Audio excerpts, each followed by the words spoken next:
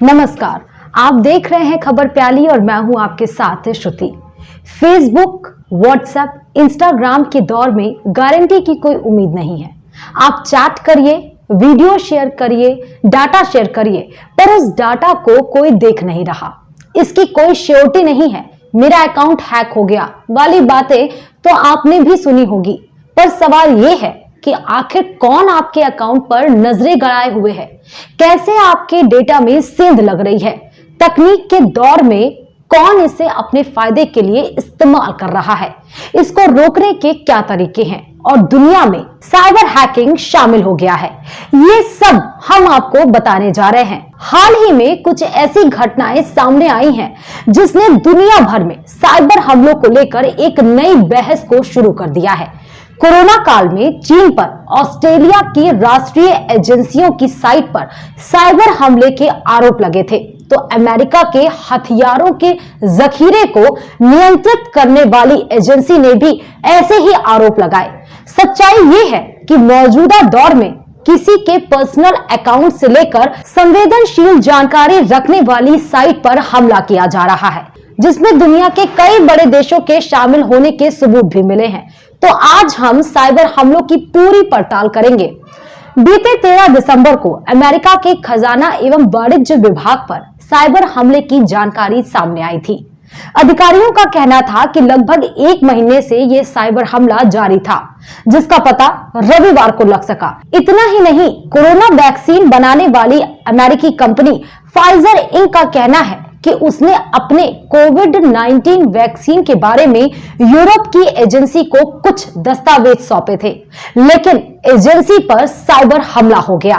America जैसी महाशक्ति की पुख्ता सुरक्षा में इस तरह की सेंधमारी और अहम जानकारी हासिल कर लेने की ये कोशिश बताती है कि दुनिया के सामने कैसे साइबर अटैक नई चुनौती बनकर उभरा है।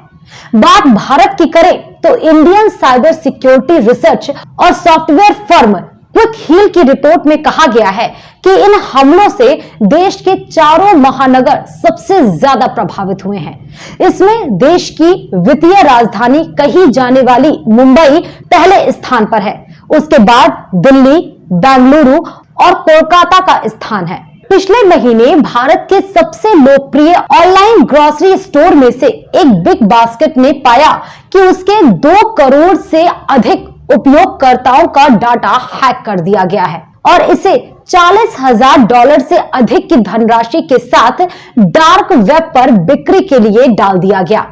बिग बास्केट डाटा हैकिंग के अलावा डाटा चोरों ने प्रधानमंत्री नरेंद्र मोदी की निजी वेबसाइट पर भी हमला किया।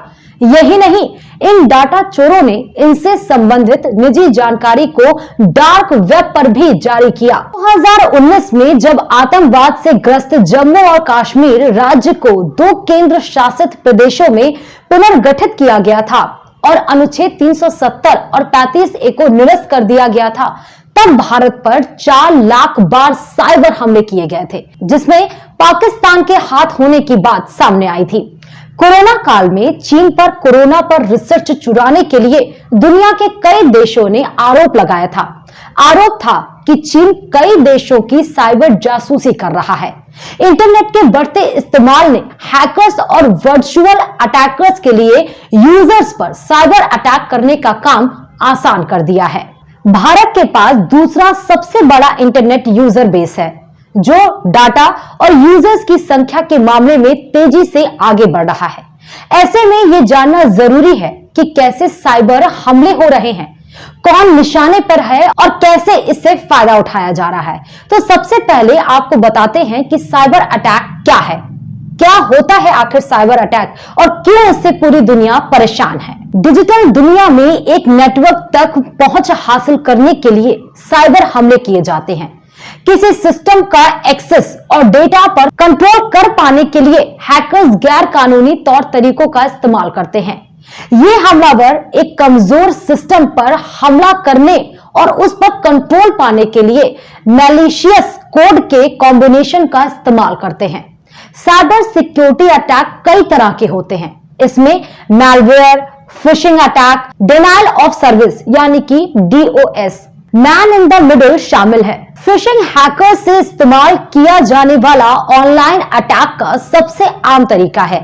फिशिंग में हमलावर खुद को एक विश्वसनीय सोर्स की तरह पेश करता है और एक मैलिशियस ईमेल भेजता है जो पहली नजर में वैध लगता है। इस तरह का असली दिखने वाला ईमेल भेजने के पीछे के हैकर का आप नाम, पासवर्ड, क्रेडिट कार्ड और बाकी बैंकिंग डिटेल हासिल करने का मकसद होता है।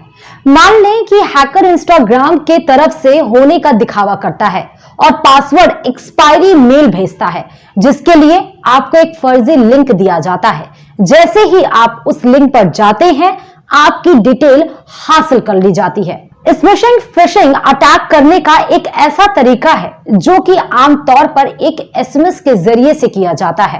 आमतौर पर एसएमएस दावा करता है कि आपने एक लॉटरी जीती है और उसे पाने के लिए डिटेल देने की जरूरत होती है। अगर आप ऐसे लिंक पर क्लिक करते हैं तो जानकारी ले ली जाती है। और तीसरा तरीका है मालवेयर। ये एक मैलिशियस सॉफ्टवेयर होता है जो आपके डेटा तक एक्सेस पाने के लिए पेलोड का इस्तेमाल करता है। यह सॉफ्टवेयर एक प्रोग्राम इंस्टॉल करता है जिसमें कई तरह के मैलवेयर जैसे रैंसमवेयर, स्पाईवेयर, ट्रोजन, वर्म्स शामिल रहते हैं जो कि सिस्टम या नेटवर्क को डैमेज करने या सिस्टम के डेटा को डिलीट और हाईजैक करने के लिए डिजाइन किया जाता है। हैकिंग का एक और तरीका है डीओएस अटैक। ये एक ब्रूट फोर्स अटैक है जिसका उद्देश्य किसी सिस्टम या वेबसाइट के ट्रैफिक को कम करना और इसे ऑफलाइन करना है। हमलावर अत्यधिक ट्रैफिक के साथ एक सिस्टम या वेबसाइट पर लोड बढ़ा सकते हैं। इस तरह के अटैक का टारगेट ये होता है कि आपका नेटवर्क या वेबसाइट का ट्रैफिक कम हो जाए या इसे बाकी नेटवर्क को टारगेट करने के लिए इस्तेमाल करें। मैन इन द मिडिल यानी कि MITM भी हैकिंग का एक तरीका है जिसमें हमलावर दो लोगों के बीच खुद को मिडिल मैन के तौर में पेश करता है, दोनों से संपर्क बनाता है, दोनों के बीच कम्युनिकेशन का ट्रैक करता है। जैसे कि आपका बैंक में अकाउंट है, आप बैंक को जानकारी देते हैं, उसका ऐप इस्तेमाल करते हैं तो ये आपसे बैंक का सहयोगी बनकर जानकारी ले लेता है। जो भी जानकारी आपने बैंक को दी होगी वो पूरी जानकारी हैकर के पास पहुंच जाती है। इसके अलावा और भी तरीकों का इस्तेमाल करके साइट या अकाउंट हैक किए जाते हैं। तो अभी मैंने आपको बताया कि आखिर साइबर अटैक क्या होता है, इसके तरीके क्या हैं, क्या क्या तरीके अटैकर्स अडॉप्ट करते हैं ताकि वो हैक कर सके लोगों के डाटा को। तो अब इसे सुरक्षित कैसा रहा जाए, कैसे हम साइबर अटैक से बच सकते हैं, तो सुनिए। फोरम या वेबसाइट पर अपनी पर्सनल डिटेल शेयर ना करें। पासवर्ड स्ट्रॉन्ग बनाएं जिसे आसानी से क्रैक ना किया जा सके। लिंक पर क्लिक करने से पहले देखें कि वेबसाइट फर्जी तो नहीं। अपने सिस्टम को लेटेस्ट सॉफ्टवेयर अपडेट के साथ अपडेट करें। अपने सिस्टम को बार बार स्कैन करते रहें।